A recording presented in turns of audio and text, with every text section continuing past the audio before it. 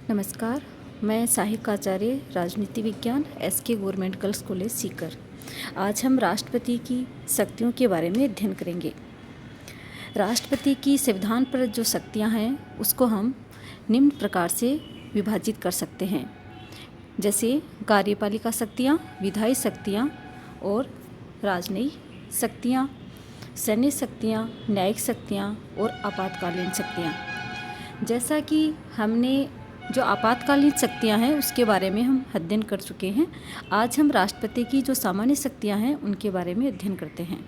सबसे पहले हम बात करते हैं राष्ट्रपति की कार्यपालिका शक्तियां। राष्ट्रपति की जो कार्यपालिका शक्तियां हैं उसको हम अलग अलग बिंदुओं के माध्यम से अध्ययन कर सकते हैं, जैसे मंत्रिपरिषद के गठन, नियुक्ति संबंधी शक्ति और आयोगों का गठन।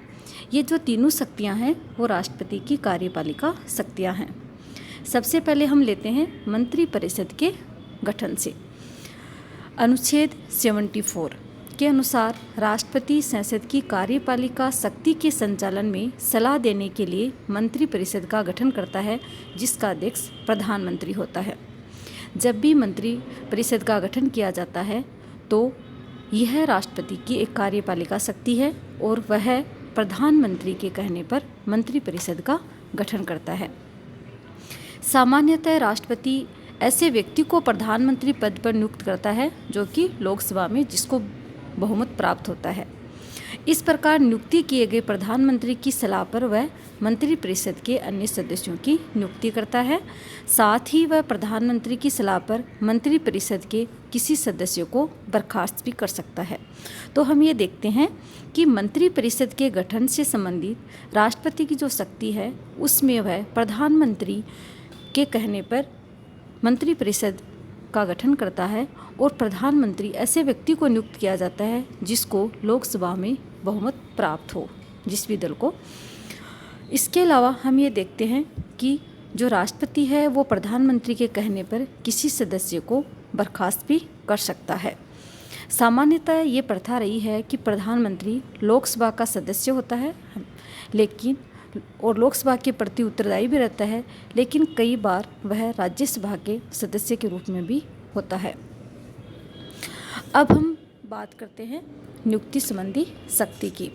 तो संविधान द्वारा राष्ट्रपति को ये शक्ति दी गई है कि वह संघ से संबंधित महत्वपूर्ण जो पद हैं उनकी नियुक्ति करता है, जैसे महान्यायवादी, नियंत्रक, महालेखा परीक्षक, वित्त आयोग के सदस्य, संघ लोक सेवा आयोग के जो अध्यक्ष हैं उनके अन्य सदस्य, मुख्य निर्वाचन आयुक्त, अन्य निर्वाचन आयुक्त और उच्चतम न्यायालयों तथा उस न्यायालयों के न्यायाधीश और राष्ट्रीय अल्पसंख्यक आयोग के अध्यक्ष और राष्ट्रीय मानवाधिकार आयोग के अध्यक्ष एवं उनके जो सदस्य हैं उनकी अनुसूचित जाति जनजाति आयोग के अध्यक्ष तथा सदस्यों, राज्यों के राज्यपाल, संघ राज्य क्षेत्र के उपराज्यपाल, इनकी नियुक्ति राष्ट्रपति द्वारा की जाती है।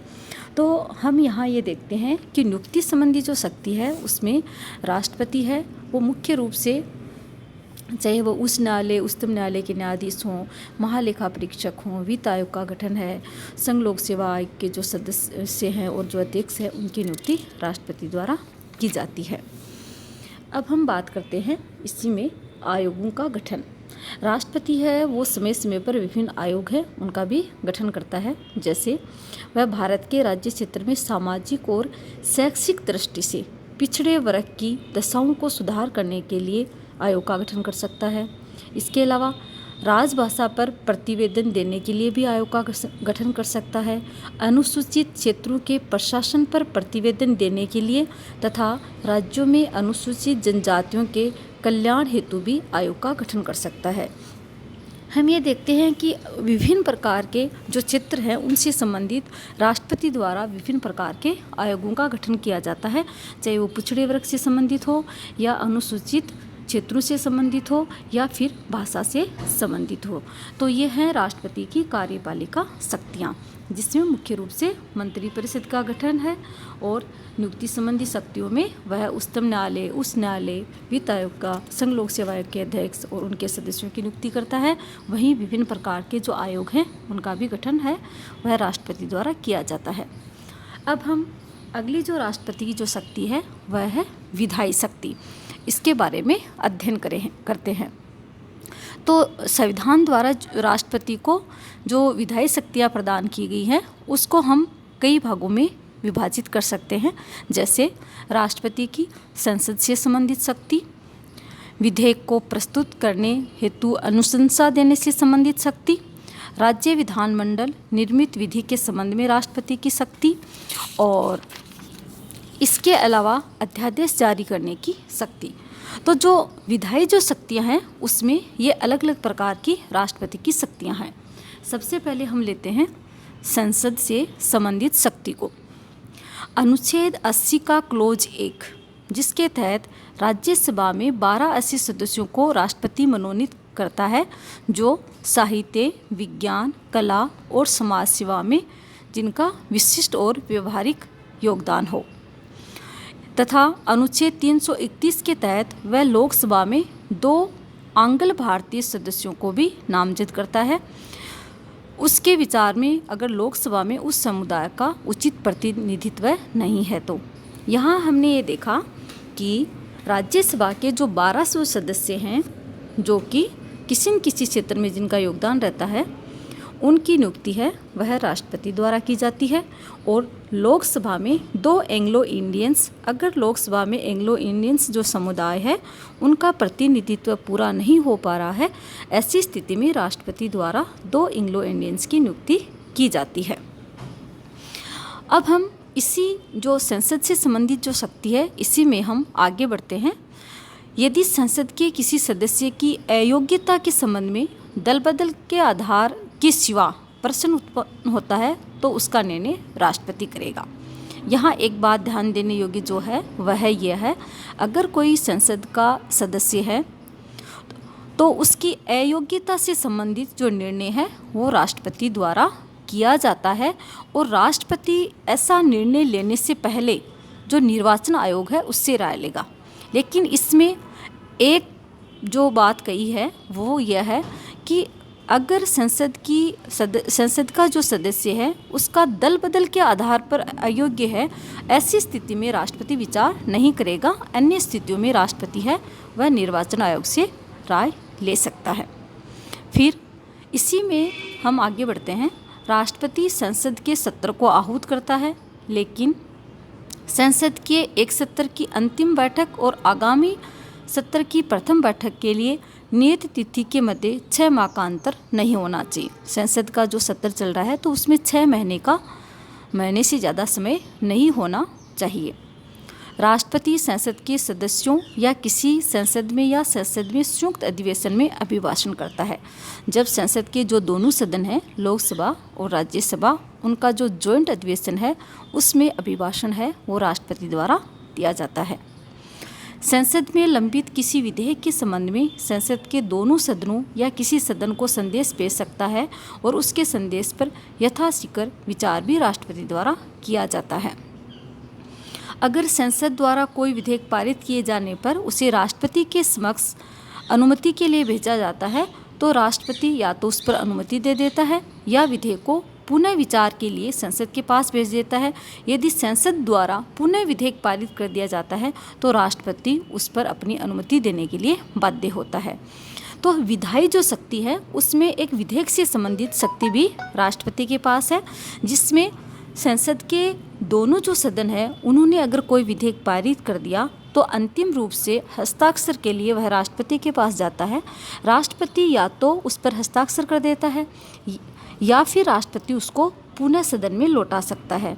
अगर सदन द्वारा दोबारा राष्ट्रपति के पास वैसी स्थिति में भेज दिया जाता है तो ऐसी स्थिति में राष्ट्रपति को हस्ताक्षर करने होते हैं, राष्ट्रपति बाध्य होता है, वह वापस पुनर्विचार के लिए नहीं भेज सकता। ये शक्ति है वह भी राष्ट्रपति की ही विधायी शक्ति है।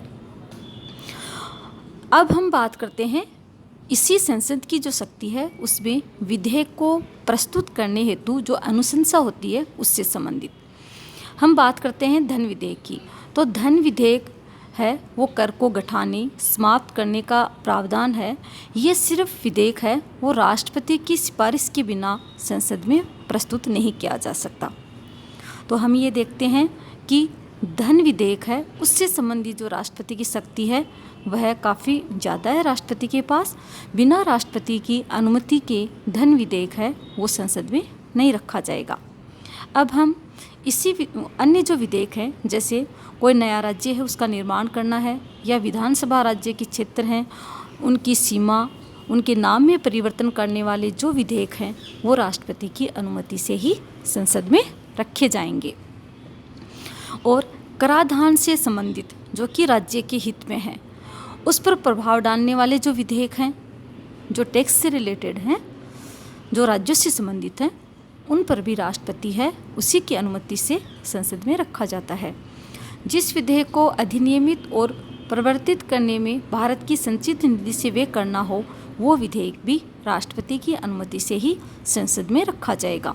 तो हमने देखा कि विधेयक के संबंध में, धन विधेयक के संबंध में, और विभिन्न जो राज्य हैं, अगर राज्य की सीमाओं में परिवर्तन करना है, नए राज्य का गठन करना है, और किसी राज्य के नाम में परिवर्तन करना है, और अगर कोई कर जो कि राज्य से संबंधित है, राज्य के हित से संबंधित कोई कर लगाया जा रहा है, और या फिर राज्य पर किसी कर का प्रभाव पड़ रहा है, तो ये सारी जो शक्तियां हैं विधेयक से संबंधित वो राष्ट्रपति के पास है, और बिना राष्ट्रपति की अनुमति के संसद में नहीं रखा जाएगा। अब हम इसी जो संसद से जो विधायी जो शक्तियां हैं इसी से संबंधित अगली बात करते हैं। राज्य विधानमंडलों द्वारा निर्मित विधि के संबंध में राष्ट्रपति की शक्ति। यदि